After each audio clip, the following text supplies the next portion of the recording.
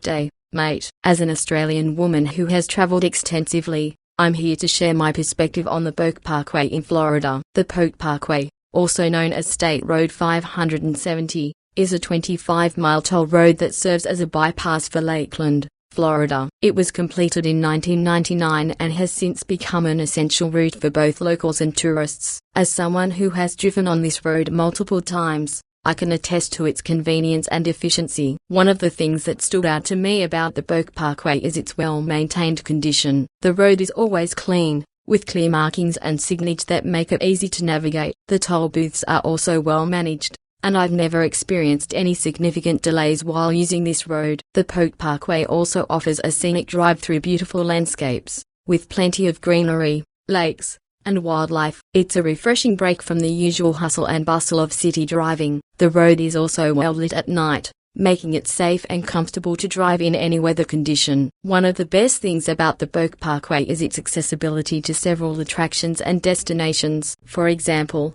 it provides easy access to the Lakeland International Airport, which is a popular destination for private and corporate planes. The road also connects to other major highways, such as I-4 and US 98, which provide access to other nearby cities and attractions. Overall, I would highly recommend the Polk Parkway to anyone traveling through the Lakeland area. It's a well-maintained and scenic route that provides easy access to several nearby attractions. So, if you find yourself in the area, be sure to give it a go. I've got something to say about the Polk Parkway, specifically, the rare two-lane toll road portion of it. Now, let me tell you, I've driven on some pretty crazy roads in my time, but this one takes the cake. First of all, who thought it was a good idea to make a toll road with only 2 lanes? I mean, come on. It's like they wanted chaos and confusion. There's barely enough room for 2 cars to pass each other, let alone a big old truck. And don't even get me started on what happens when someone decides to drive slow in the left lane. That's a recipe for disaster. And let's talk about the tolls. I don't mind paying a toll if it means I get a nice,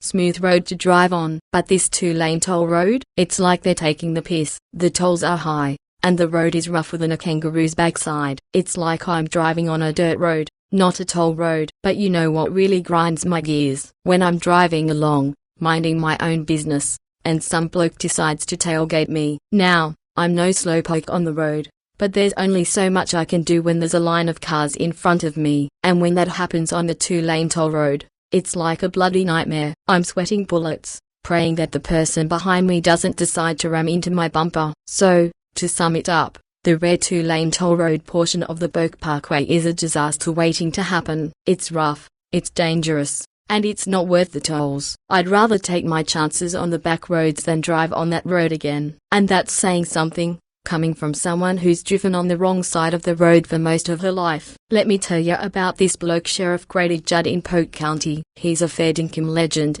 I reckon. He's like a jingo who won't take no for an answer, always looking out for his mates and making sure everyone's safe. But let me tell you, he's a bit of a larrikin too. He's got a real knack for getting into the headlines with his no-nonsense attitude and his fair share of Aussie slang. He's always up for a bit of banter and doesn't shy away from a bit of controversy. Now, let's talk about the Polk Parkway. It's a ripper of a road, with most of it being a multi-lane toll road that'll take you through some top-notch scenery. But there's this one rare 2-lane section that can be a bit of a shocker, especially for those who aren't used to it. But don't worry, Sheriff Judd's got ya back. He's always patrolling the area to make sure everyone's playing by the rules and staying safe. I reckon old Grady's like a true blue Aussie bloke. He's got a heart of gold and isn't afraid to speak his mind, even if it ruffles a few feathers. He's the type of fella you love to have a cold one with at the pub and have a good old chinwag. So if you're ever down in Polk County, keep an ear out for old Grady and give him a fair dinkum day from me. And if you end up on that 2-lane section of the Polk Parkway,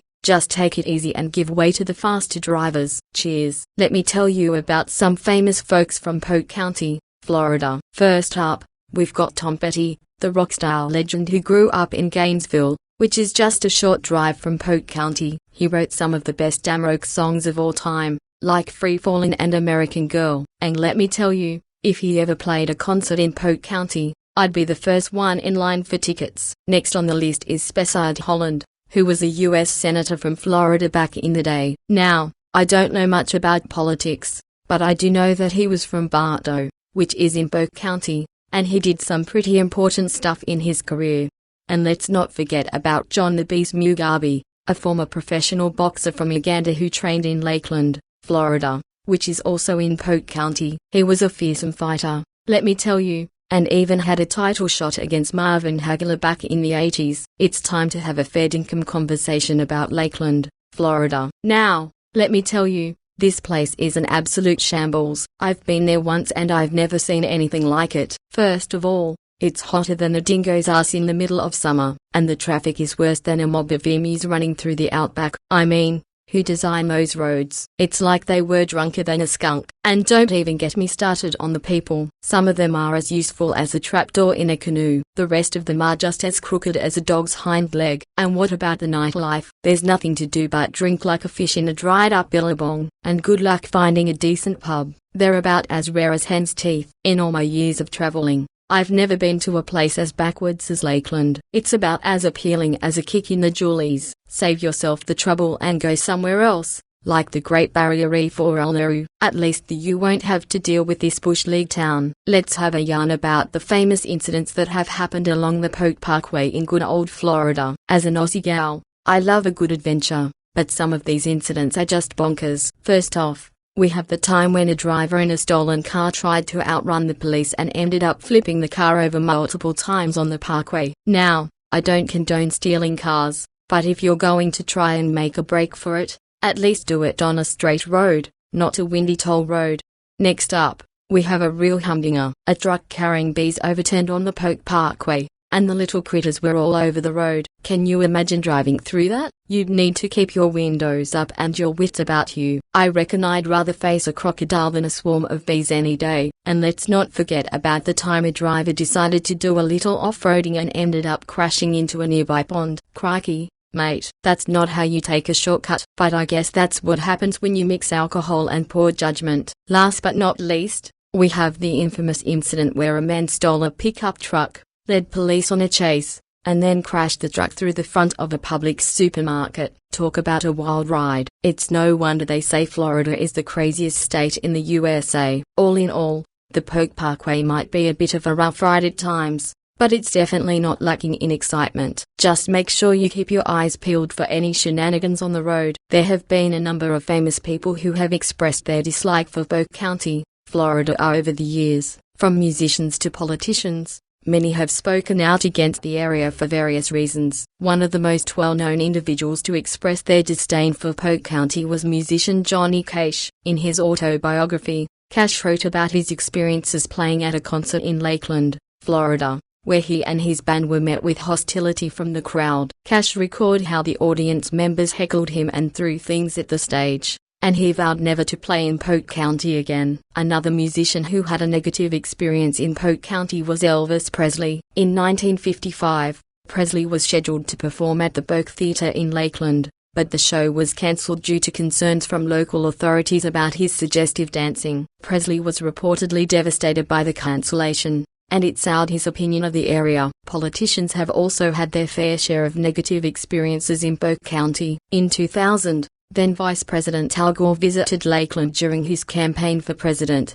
and he was met with protests from local residents who were unhappy with his policies. Gore later joked that he was glad to get out of Polk County alive. Other notable individuals who have expressed their dislike for Polk County include author Jack Kerouac, who wrote in his novel On the Road about the area's redneck population, and comedian Bill Maher, who joked on his show Real Time with Bill Maher that Polk County was the meth capital of Florida. Despite these negative experiences and opinions, many people still enjoy living and visiting Polk County, and the area has much to offer in terms of natural beauty, historic sites, and cultural attractions. I'm gonna talk about the wildlife in Polk County, Florida, and let me tell you, it's a real doozy. As an Aussie, I'm no stranger to seeing all kinds of critters, but even I was surprised by the wildlife I encountered in Polk County. First off, you've got the gators. Yep, those big old reptiles are everywhere around here. You might even see one taking a dip in one of the many lakes or swamps along I-4. And if you think you're safe in your car, think again. I've seen these guys crossing the road like it's no big deal. But gators aren't the only thing to look out for. There's also plenty of snakes, including the venomous kind like the eastern diamondback rattlesnake and the cottonmouth. I've heard stories of folks coming across these snakes on hiking trails or even in their own backyards. It's enough to give you the heebie-jeebies. And let's not forget about the bugs. Mosquitoes the size of small birds seem to be everywhere in Polk County. You'll want to load up on bug spray if you plan on spending any time outdoors. But it's not all scary critters in Polk County. You'll also find some adorable creatures, like the Florida scrub jay. This little bird is only found in a few places in Florida, and Polk County is one of them. Their cutest can be with their bright blue feathers and perky personalities. And if you're lucky, you might even catch a glimpse of a manatee swimming in one of the area's many freshwater springs. These gentle giants are a sight to behold, and they're protected by law, so be sure to give them plenty of space if you do see one. Overall, the wildlife in Polk County is both fascinating and a little bit intimidating. But as an Aussie, I'm used to living alongside all sorts of creatures, so I'll take it in stride. Just remember to keep your eyes peeled and your bug spray handy, and you'll do just fine. Now let's talk about life in Polk County, Florida. I mean, if you want excitement, you might as well go watch paint dry. Seriously. There's nothing to do around here but stare at orange groves and count the cows. It's like living in a permanent state of hibernation. And the nightlife, you might as well stay home and watch grass grow. The most exciting thing that happens in Polk County is the occasional cow wandering onto the road. I mean, who needs a nightclub when you've got a heifer doing the tango in the middle of the street? But hey, at least the traffic on I-4 gives you a chance to catch up on your sleep. If you're lucky, you might even wake up to find yourself in a more interesting place. Or maybe you'll just wake up in another traffic jam. In Polk County, it's all about the simple things in life, like mosquito bites and sunburns. And if you're really lucky, you might get to see an alligator or two. Just remember to keep your distance, unless you want to end up as a croc snack. But don't worry, folks. If you ever get bored in Polk County, just head on down to the local Walmart. It's always a party there. Let's talk about the fine dining options in Polk County, Florida. Now, some of you may be thinking, what? Fine dining in Polk County? That's like finding a kangaroo in the middle of Sydney. But trust me, there are some hidden gems here that are worth checking out. First on the list is the Terrace Grill at the Terrace Hotel in Lakeland. It offers an upscale atmosphere with a modern twist on classic dishes, such as lobster bisque and beef tenderloin. The rooftop bar is also a must-visit, with stunning views of Lake Mirror. Next up is 1961 in Lakeland, which offers Latin-inspired cuisine with a modern twist. The menu features dishes like black truffle gnocchi and Cuban-style pork belly, and the ambience is just as impressive, with a colorful and vibrant interior that transports you straight to the streets of Havana. If you're in Winter Haven,